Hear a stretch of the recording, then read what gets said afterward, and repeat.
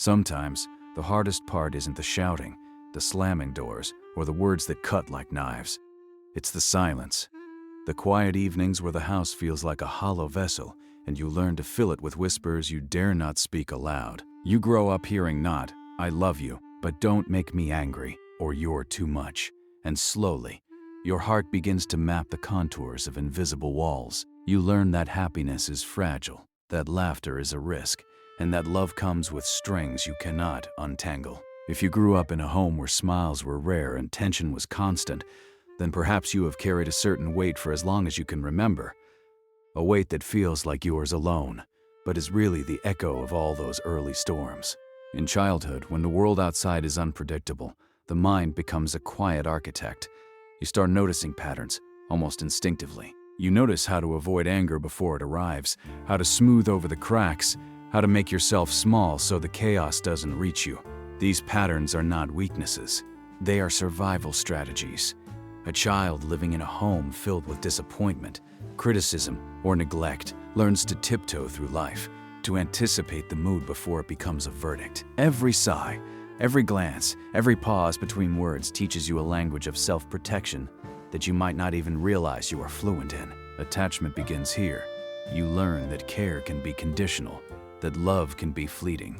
You might grow up believing that your needs are inconvenient, that your voice is a burden, and so you develop quiet habits of self-sufficiency that others might mistake for independence but are, in fact, an armor forged from necessity.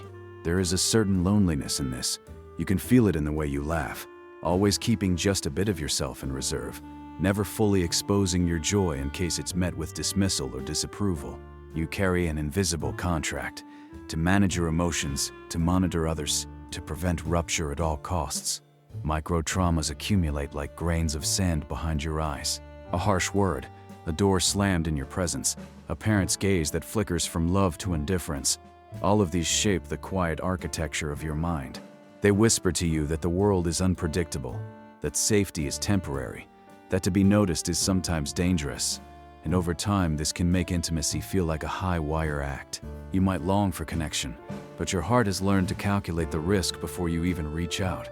Yet, it is important to remember that this careful self-regulation, this constant scanning of your environment, is not a failure of character. It is evidence of extraordinary resilience. You survived what many could not. You built coping mechanisms in a house that didn't always make sense, in a family that didn't always protect.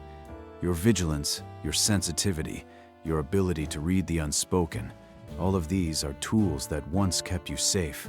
And the paradox is that these same tools, once you understand them, can guide you toward healing. The child who grew up in unhappiness often internalizes the belief that they are not enough, not good enough, not lovable enough, not deserving of care. This belief lingers quietly like dust in the corners of a room you rarely enter.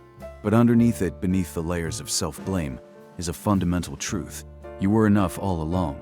Your survival does not make you deficient, it makes you human. You learned to navigate an unsafe emotional landscape, and in doing so you discovered a certain wisdom that others might only gain through years of trial. You can see nuances, feel subtleties, and anticipate the undercurrents of human behavior in ways many never can. As you move through life, these early experiences often manifest in ways that feel automatic. You might avoid confrontation, fearing that it will escalate into the storms you once endured. You might suppress your needs, assuming that expressing them will lead to disappointment. You might feel a constant pull toward pleasing others, as if the world itself could be made less hostile if only you manage it carefully.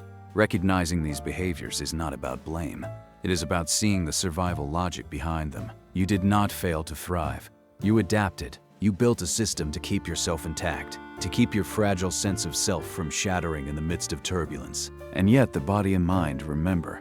Even as an adult, you might feel the echoes of that home in subtle ways. A knot of anxiety when someone raises their voice, a hollow ache when someone seems distant, a reflex to apologize even when you are not at fault. These are not signs of weakness. They are the remnants of a child who learned early that the world could be unpredictable and that love could be conditional. Your nervous system carries memory that your conscious mind may not even fully grasp. And acknowledging this is the first step toward gentle, compassionate awareness. Healing, then, begins with witnessing yourself without judgment. It begins with the quiet acknowledgement that the strategies you developed were born out of necessity, not flaw. There is a deep, almost poetic beauty in this realization. The child who once walked on eggshells is now capable of choice. The person who once measured every word, every gesture, every breath for safety can now begin to redefine the boundaries of their own life. This is not instant, it is gradual. Like water carving a canyon over decades, healing reshapes the inner landscape, slowly, quietly, often imperceptibly, until one day you realize that the walls you once needed to survive no longer hold you captive. Part of this process is learning to recognize the signals of your own heart. What do you want beyond what you were taught to expect? What feels safe, nourishing, and real? These are not questions of indulgence. They are exercises in reclaiming self. You might discover that your desires, once silenced, are legitimate, that your feelings, once minimized, deserve space, that your presence, once tentative, is worthy of acknowledgement.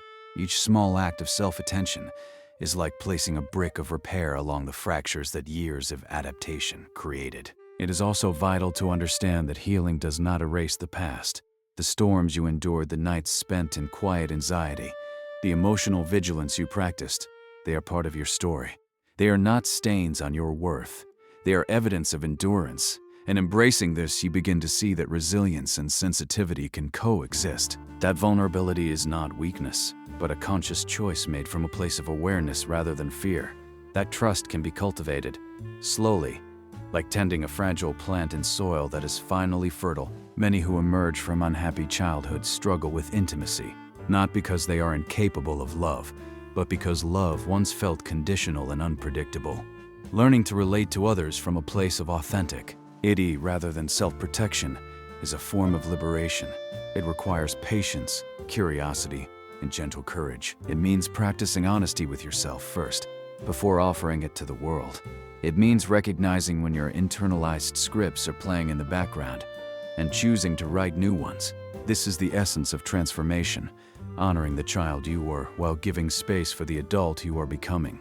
Sometimes the journey feels like wandering through empty corridors in the dark, unsure if light exists at the end. And yet, step by step, awareness becomes illumination. You begin to notice moments of peace that you once thought impossible, small joys that were once forbidden, laughter that rises freely without fear of reprisal. You start to recognize that the love you sought externally can be nurtured internally. You learn to set boundaries, not as walls to keep others out, but as fences to protect the garden of your own soul.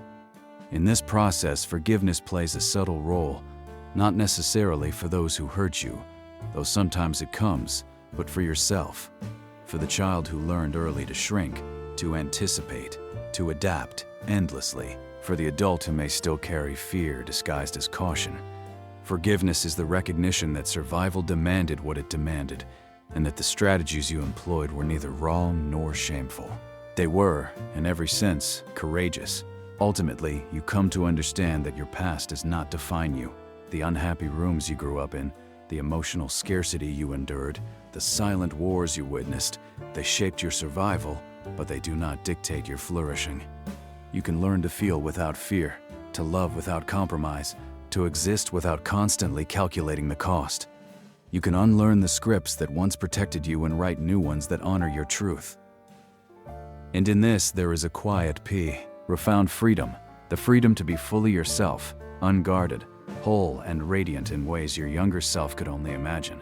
The journey is slow. It is not linear. There are moments when the old patterns rise like shadows, reminding you of what was. But with awareness, patience, and compassion, each shadow can be acknowledged without surrendering your present. You learn that self-definition is not a final destination, but an ongoing practice. It is the soft, deliberate act of reclaiming your inner voice, of allowing your heart to expand beyond the limitations it once endured, of witnessing your own resilience and tenderness with reverence. And in the end, what was once a landscape of fear and survival can become a sanctuary of understanding and care. The child you were is honored, not erased. The adult you are becomes empowered, not trapped. You discover that love, including self-love, is not a fragile luxury but a right. That happiness, once forbidden, is not a risk but a possibility. that the echoes of your past, though persistent, can harmonize into a song of strength, wisdom, and quiet, luminous hope.